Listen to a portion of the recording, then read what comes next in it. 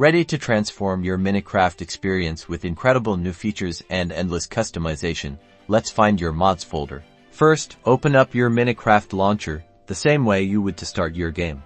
Once the launcher is open, look for the Installations tab at the top. Click on that.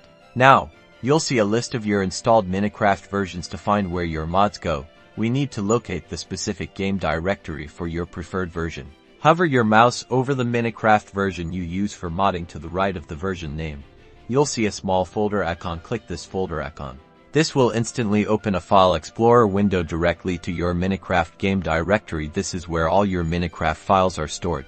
Within this folder, look for a subfolder called Mods. This is the designated destination for all your Minecraft modifications. If you don't see a Mods folder, don't worry.